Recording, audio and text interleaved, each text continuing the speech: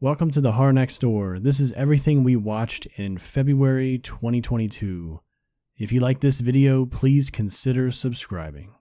A Bothered Conscience from 2006, and we watched this on our crappy horror movie pack that we're slowly getting our way through. To me, there's really nothing much to say about this movie. It's the same thing over and over again. It keeps introducing new characters just to kill them off 2 seconds later. I guess the main characters are the killers, but it's nothing special. I do not recommend this. It was indeed very repetitive. I can't recommend it either. I honestly was confused about why any of this was even happening, other than, okay, you're coming into my territory. It's like, is that really the reason you're killing all these people? I don't get it. They explain it at the very, very, very end with like a little newspaper article thing or some text on the screen, and it's just like, well, that made it slightly better, but it's still not a good movie. And that cover, wow, I'm not sure what's going on there. It's kind of a mess. Sorry.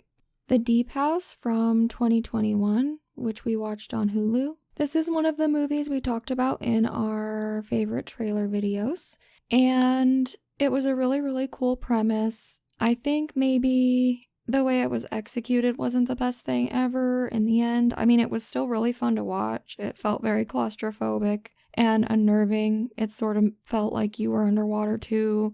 It's just that it had some really cliche stuff in it. It kind of was a little bit too slow, I want to say. I feel like once things really got going, the movie was over. So I could still recommend it overall, but maybe not as a priority of something to run out and see. I agree. I also recommend this movie, but I think it's just an average flick. When we watched the trailer, I thought this movie looked really cool. I thought it had a really cool premise and everything. I like the underwater atmosphere and all that. But really, the movie was just kind of mediocre. The underwater house thing was so cool, but like, why did they have to do that cliche, oh, we're traveling and we're going to listen to some stranger and have him take us to a place? I feel like that's one of the things that bothered me a lot about it.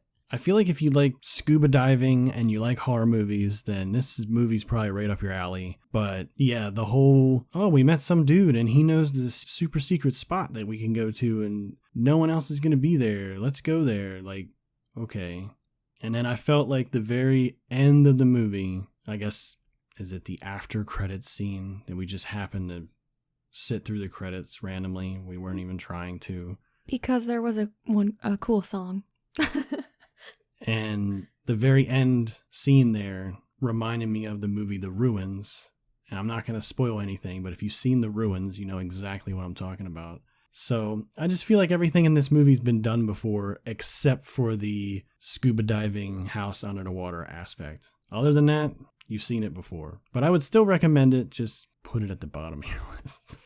Antlers from 2021, which we rented on disc from Netflix. So I honestly feel like every person that I know that has seen this movie apparently likes it way more than I did. I just felt like based on what they showed in the trailer and what we got in the movie, it was a little different. I also feel like it was a little bit of a disappointment. I guess I was expecting a little bit more. I feel like the movie kind of held back a little bit. Like it could have went further and been even more crazy, but it kind of was teetering the line of like, let's try to appeal to a wider audience and not go super batshit with it. But I was hoping they would go batshit, but oh well.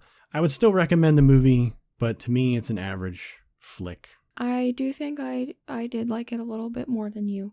I guess something that sort of bothered me a little bit about it was that they introduced this really gnarly backstory with Carrie Russell and her brother in the movie, played by Jesse Plemons. And then they really didn't go anywhere with it. They didn't go very in depth with it. Not that I needed to see that, exact abuse or whatever that they were suffering at the hands of their father. I'm just saying they introduced these aspects of the story that they didn't really dive into very far. I mean, even with the main kid, that's like the main character that you see mostly in the trailers and stuff, it's insinuated by the police that he has a traumatic background and upbringing and family history and stuff. But again, it's all just sort of very quickly breezed by. And I guess that bothered me a little bit because when I'm watching movies, I like to care about the characters. It was harder to get invested in them this way. It's weird because you would think they would trade off going in depth about these characters for more monster type stuff, but there's really not a lot of that either. So I think the reason that I enjoyed this was that it was more emotional than I thought it was going to be. It just tugged at my heartstrings a little bit, especially at the end. So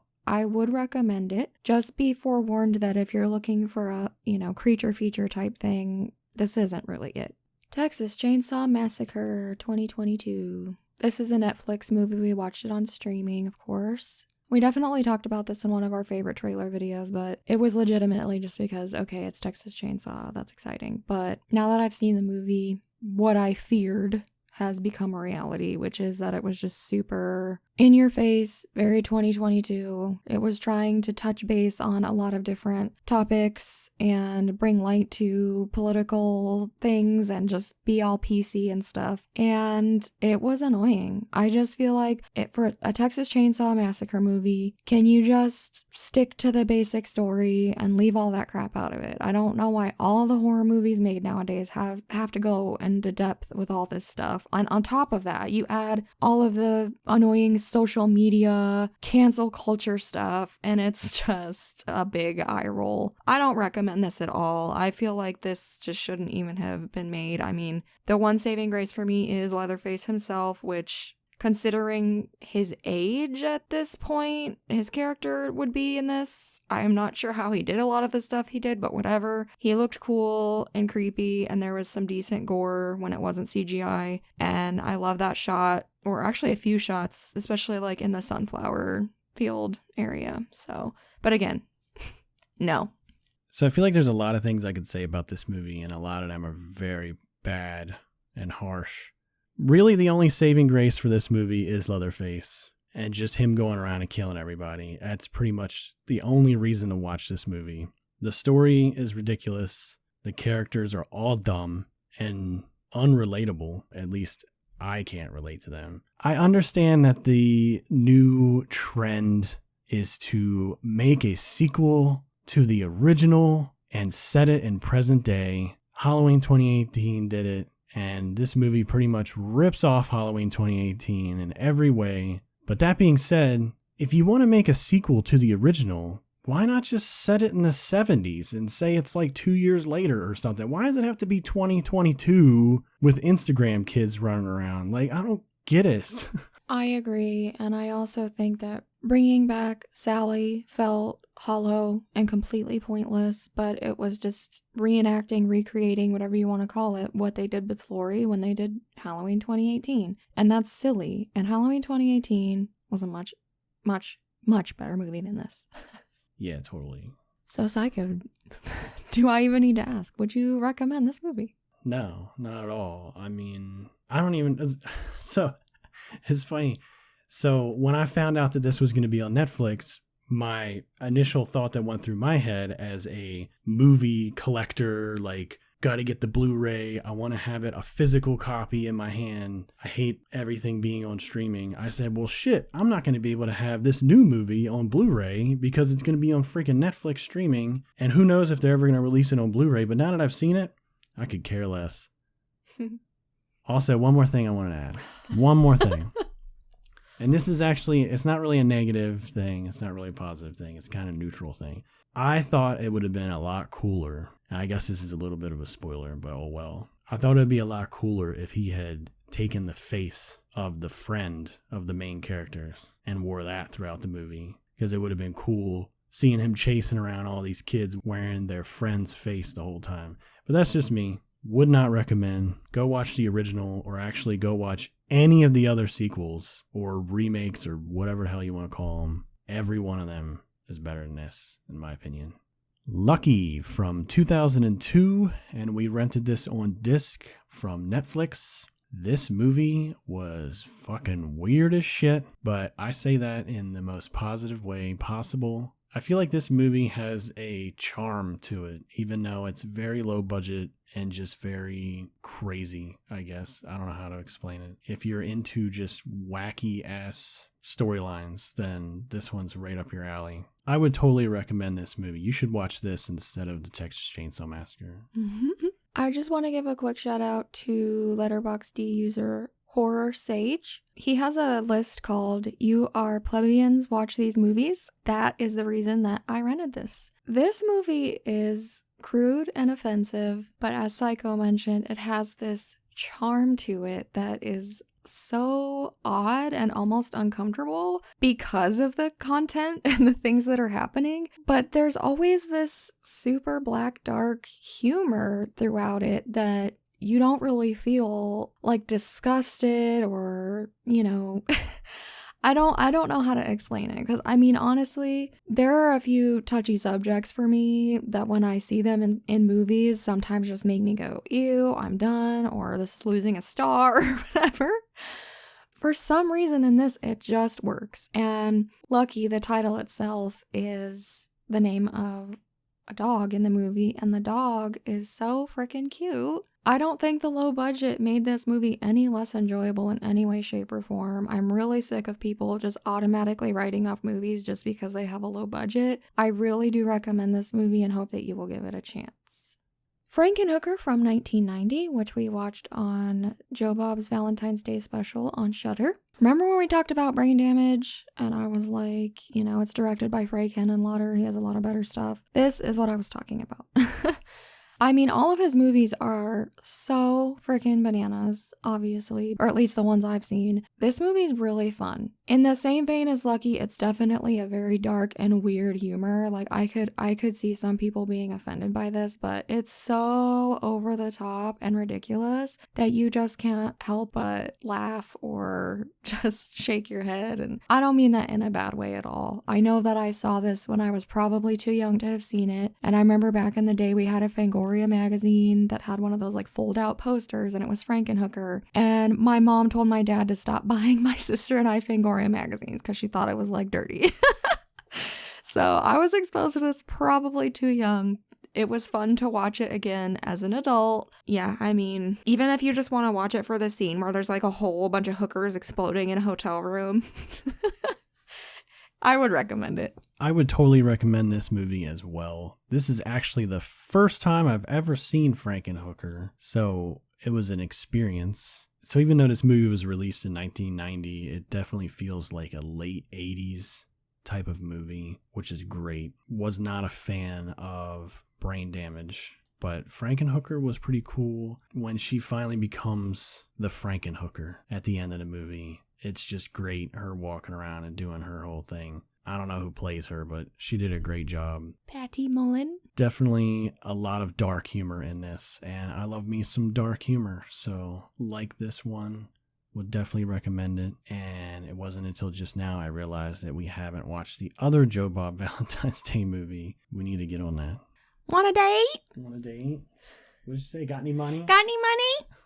I Still Know What You Did Last Summer from 1998, which we watched on Netflix streaming. If I remember correctly, I think I actually saw this in the theaters when it came out, and boy, oh boy, was I disappointed then and still disappointed now. The first one is obviously so much better than this one, but man, this movie is cheesy, like really bad. I'm sorry.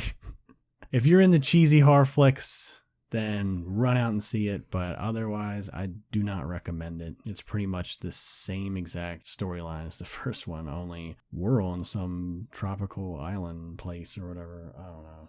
Pass. Yes, my sister and I also went to see this in the theater. I'm not 100% sure why, but we were like crazy obsessed with Scream and I Know What You Did Last Summer, and I also really, really loved Urban Legend, so we were definitely into this type of flick back then, and I know that even back then we were also disappointed coming out of the theater. Watching it again now, I mean, it's definitely, I honestly don't think I've watched it since I saw it in the theater back then. I really doubt that I have. So watching it again now, I think that I would say that Jennifer Love Hewitt's that's the only good thing about it. I mean, Freddie Prinze Jr. is barely in it, and you really don't give a crap about the other characters. I don't know what that Jack Black character was all about. I don't know why that needed to be a thing at all. The fact that this was just a carbon copy of the first one, but in a different setting, was ridiculous. The most ridiculous thing, actually, is how they get on their vacation, which is a radio DJ calling their house and asking them a question. They didn't have the radio on. They weren't trying to win a thing.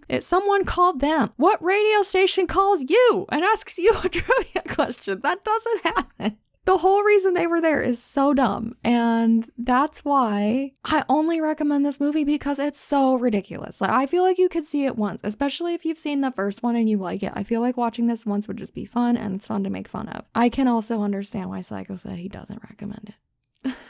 The Last Thing Mary Saw from 2021, which we watched on Shudder. This is another movie that we talked about in one of our recent favorite trailer videos. This one I was certainly not disappointed with. It had a really cool, dark, dreary atmosphere. It was amazing acting by pretty much everyone involved. It was weird. It was just unsettling. Although it wasn't exactly what I expected, there were a couple of twists or things that happened that made me go, what? And I was just, yeah. A couple of eerie visuals. Mr. Culkin's character, wow, wicked. I recommend this movie. I thought it was really cool. The only other thing I wanted to add really quick is that I was also slightly frustrated by some things that happened in this movie, because if you're going to plan certain things and sacrifice certain things for someone, and then they just sort of throw their hands up in the air and are like, well, whatever, you know, yeah, that was a little bit frustrating. I feel like it affected my rating because I was so like,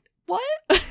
But anyway. So I'm not usually a fan of slow burn horror films, but every once in a while there's one that kind of I enjoy. It has a weird atmosphere to it, and there's a lot of subtle stuff. It's not one of those horror movies. It's, you know, things are jumping out at you and stuff like that, but things are really subtle, but it's creepy, especially that old witchy woman. Like, just everything to do with her.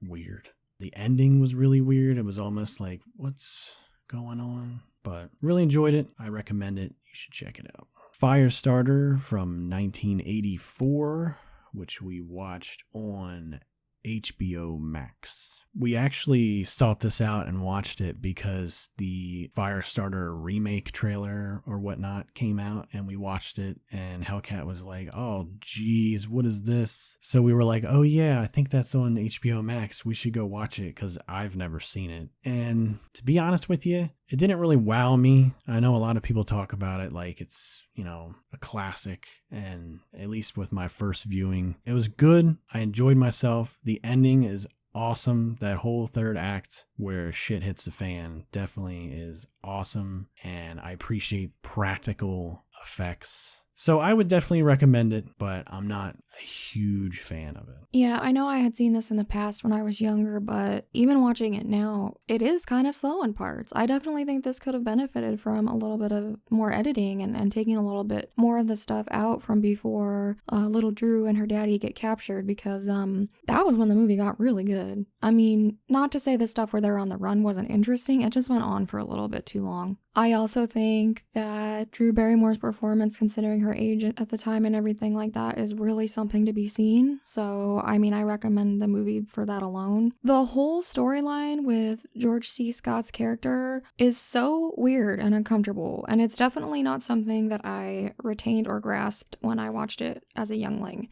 Watching it now just really creeped me out. I kind of wish that whole thing just wasn't even in the movie. I don't think I've read this book. If I did, I probably tried to when I was a lot younger and never finished it, so I'm not sure if that's how it is in the book. Obviously, they're adapting Stephen King here, so they might just be going what was in there, but whatever. It weirded me out. Another thing that I picked up watching it now is how many little ideas and homages that Stranger Things picked up from this. When season 1 of Stranger Things came out, Psycho and I were like, this is so awesome. We were so obsessed. And we very faithfully followed every season whenever it comes out. Like, we watch it right away. So I don't know if that's part of the reason why watching this again as an adult, I like preferred that part, you know, those parts of the movie more. But regardless, I think this probably inspired quite a few things that came after it. I also very much appreciate the practical effects. I think the amount of CGI in that new Firestarter movie looks, I don't even know the word, annoying.